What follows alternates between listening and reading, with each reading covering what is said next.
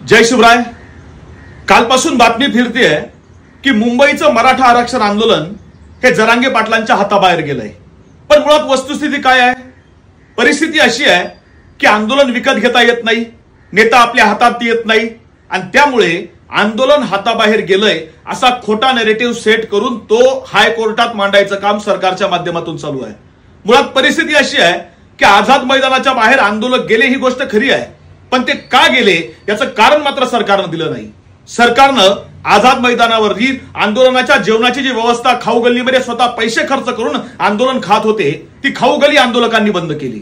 त्यानंतर त्या आझाद मैदानावरील टॉयलेट्स मधलं पाणी सरकारनं बंद केलं, पिण्याच्या पाण्याची व्यवस्था सरकारनं बंद केली। जर पाणी बंद केलंय, खाणं बंद केलंय, तिथं थांबणं दुरापास्त आहे। अशा वेळी आंदोलक रस्त्यावर येणारच आहेत, साधी गोष्ट आहे।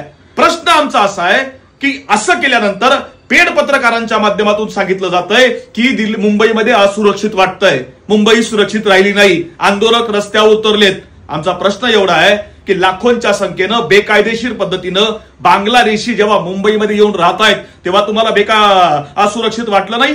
छठ पूजे करता ज्यावेळी उत्तर प्रदेश मधून, बिहार मधून लाखो लोक इथे येतात, त्यांची राहायची खायची व्यवस्था तुम्ही करतात आणि जो लालबागचा राजा महाराष्ट्रातल्या लोकांच्या जीवावर जे मंडळ चालतंय त्याला अन्नछत्र बंद करायचा आदेश कुणी दिला याची एकदा चौकशी झाली पाहिजे। मुळात तुम्ही ज्यांना मुंबईच्या बाहेर जायला सांगतायत ना ते मूळचे मुंबईचे मालक आहेत। त्यांनी जर फक्त पुढचे 8 दिवस मुंबईला येणारं दूध आणि मुंबईला येणारा भाजीपाला जर बंद केला ना तर काय खाल आणि काय प्याल? सदावर्तेच्या घरातल्या गाढविणीचं दूध? विचार करा, मुंबईचा मूळ मालक असणारा माणूस आहे, त्यांना तुमच्या मुंबईमध्ये, मुंबईच्या चौपाटीवर आणि आझाद मैदानामध्ये अजिबात इंटरेस्ट नाही आहे। तुम्ही आरक्षण जाहीर करा, तुम्ही आरक्षणाचा GR काढा, पुढच्या 2 तासामध्ये अख्खी मुंबई रिकामी झाल्याशिवाय राहणार नाही। पण लक्षात ठेवा, मुंबईचे मूळ मालक ते आहेत आणि ते आंदोलनाकरता मुंबईमध्ये आलेत। खोटा नॅरेटिव्ह पसरवायचं काम बंद करा। धन्यवाद। जय जिजाऊ, जय शिवराय।